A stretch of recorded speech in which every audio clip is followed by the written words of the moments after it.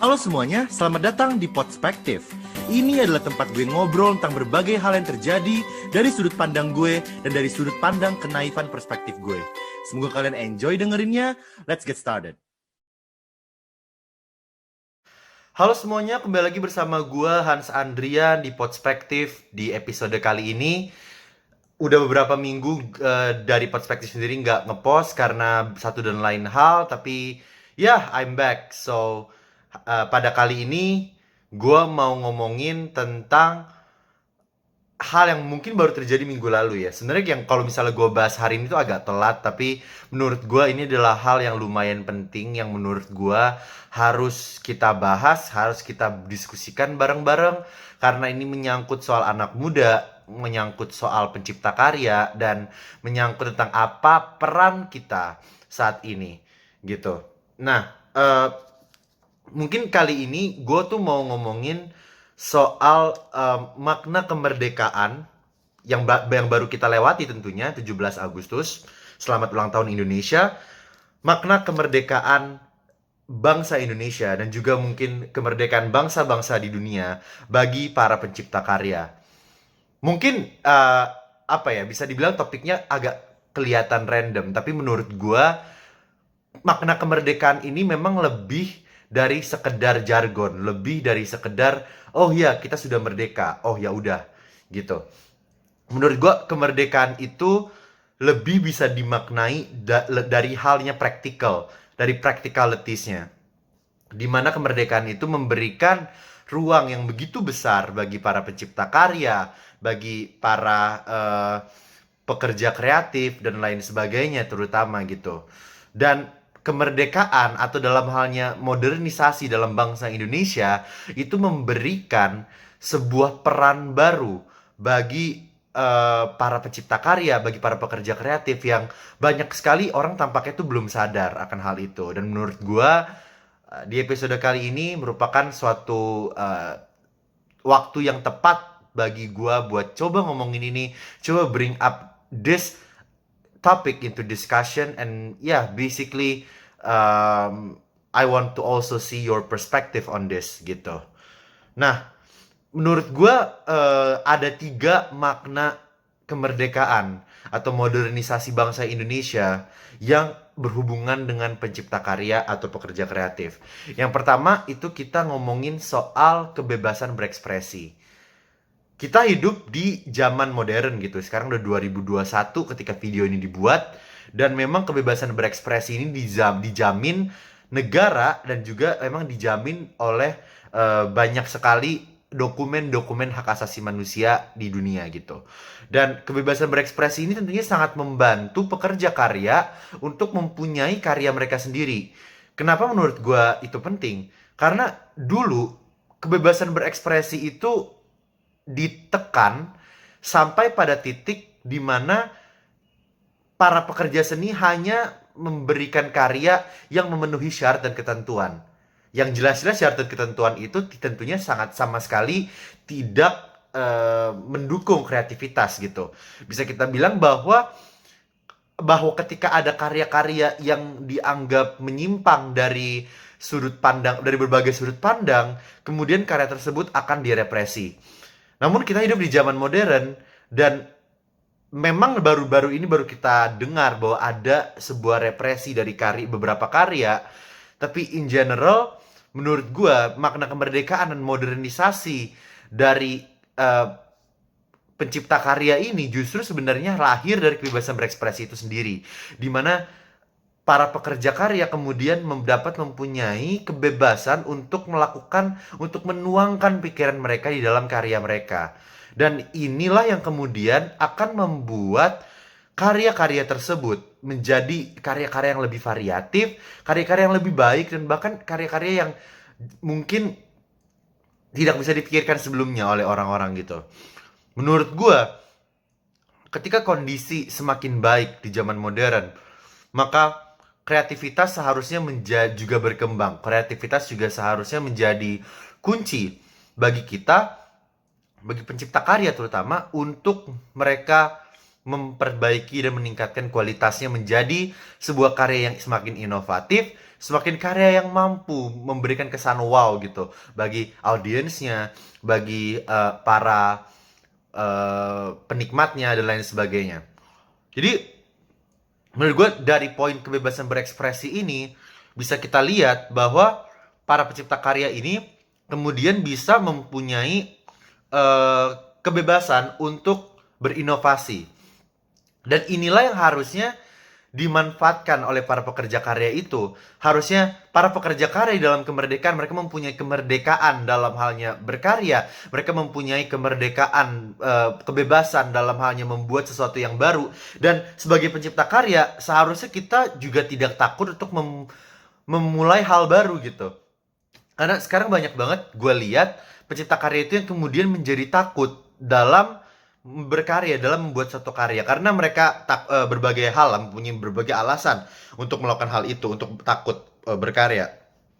Tapi sebenarnya menurut gue ketika zaman sudah modern, seharusnya karya juga semakin berinovasi. Dan disinilah tugas bagi pencipta karya dalam mengamalkan kemerdekaan itu adalah dengan memberikan angin segar bagi industri kreatif kita, agar industri kreatif kita bisa mempunyai value yang lebih baik, mempunyai value yang semakin uh, berkualitas bagi masyarakat gitu. Dan ketika gue ngomongin value di sini, gue nggak ngomongin bahwa semua karya itu harus edukatif, semua karya itu harus yang ngomongin hal-hal yang serius. Enggak. Dunia dengan dunia dengan karya yang selalu serius, dunia yang dengan karya yang selalu edukatif akan menjadi dunia yang sangat membosankan menurut gue. Justru dengan adanya konten-konten hiburan yang semakin inovatif, konten-konten hiburan yang semakin berkualitas yang dapat memberikan value hiburan, entertainment, dan membuat masyarakat menjadi tidak stres di saat luangnya gitu, itu justru merupakan sebuah value yang sangat berharga juga, yaitu adalah value-value hiburan. Jadi di sini ketika kita ngomongin value, harus di-clarify bahwa value itu nggak harus something yang selalu berkualitas, selalu edukatif gitu. Karena gue yakin juga bahwa ya kita butuh hiburan, dan dalam karya kita juga emang kita mempunyai tujuan untuk menghibur, maka ya kita harus memperbaiki kualitas kita agar karya kita bisa semakin menghibur dan membuat semakin banyak orang tertawa gitu misalnya. Jadi bisa kita lihat bahwa karya itu nggak selamanya harus yang edukatif, tapi juga harus juga yang bisa eh, sesuai sama passion kalian, apa yang kalian mau sampaikan atau apa yang mau kalian achieve di dalam karya kalian. Mungkin itu adalah makna kemerdekaan yang pertama. Kita ngomongin soal inovasi dan kebebasan berekspresi yang kemudian dapat memberikan value yang lebih baik gitu. Nah, yang kedua yang menurut gue penting juga adalah kreativitas yang tinggi. Ketika kita mempunyai kreativitas yang tinggi dalam halnya kemerdekaan, lanjutan sebagai dari poin pertama tadi, bisa kita lihat bahwa kreativitas yang semakin tinggi ini akan menimbulkan adanya eh, apa ya, bisa dibilang diskursus baru gitu.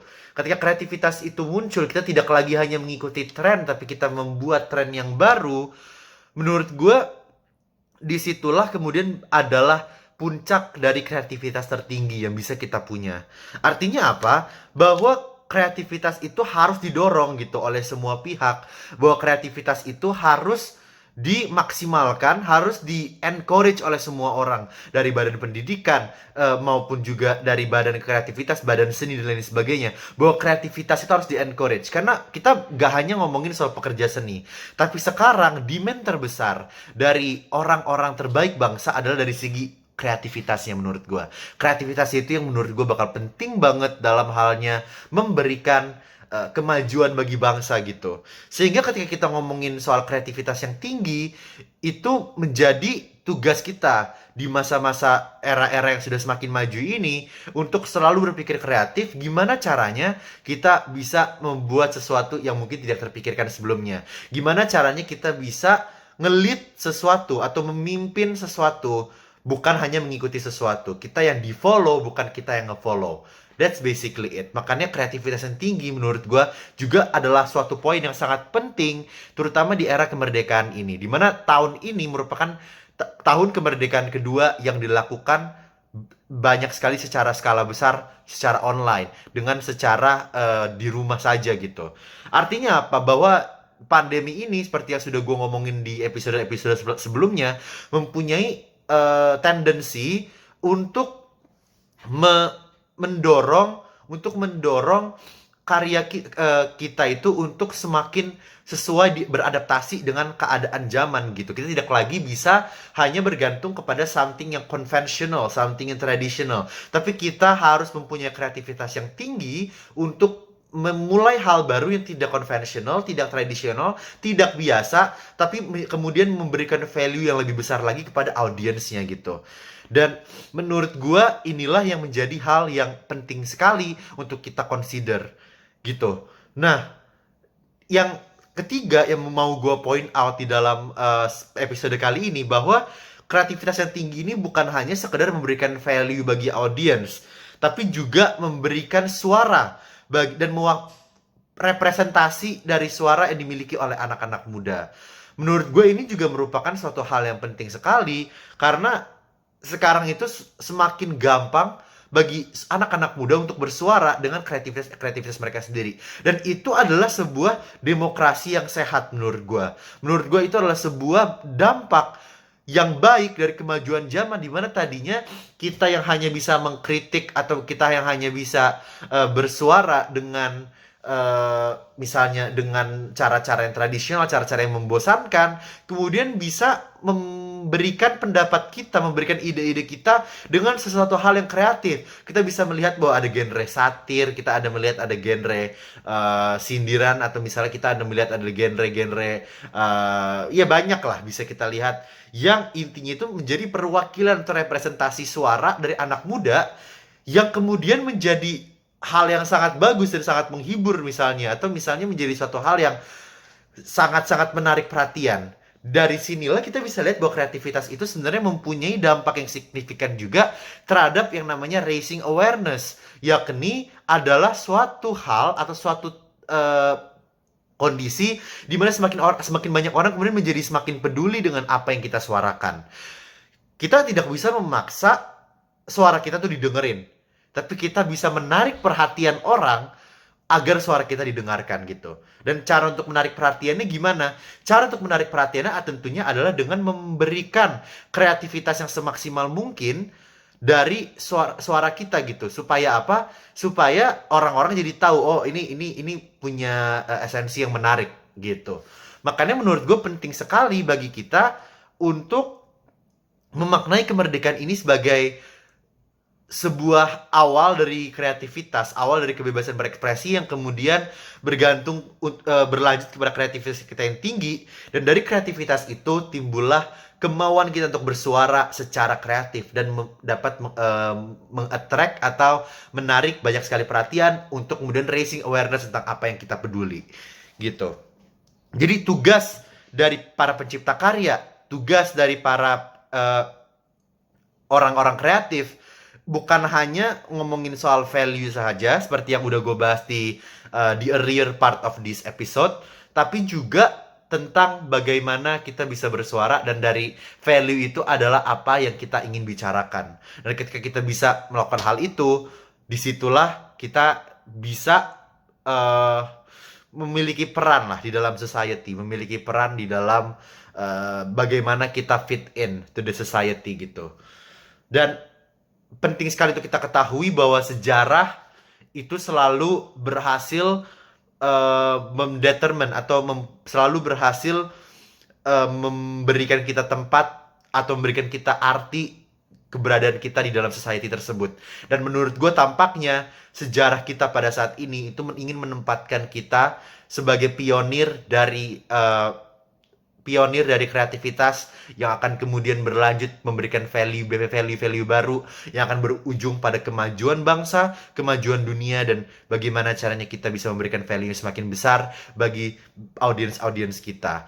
Menurut gue disitulah kita dimana kita bisa fit in, memberikan value, memberikan suatu hal yang berharga bagi siapapun yang mendengarkan kita, siapapun yang merasa bahwa apa yang kita omongin adalah hal yang benar. Disitulah kita bisa memberikan value yang baik gitu.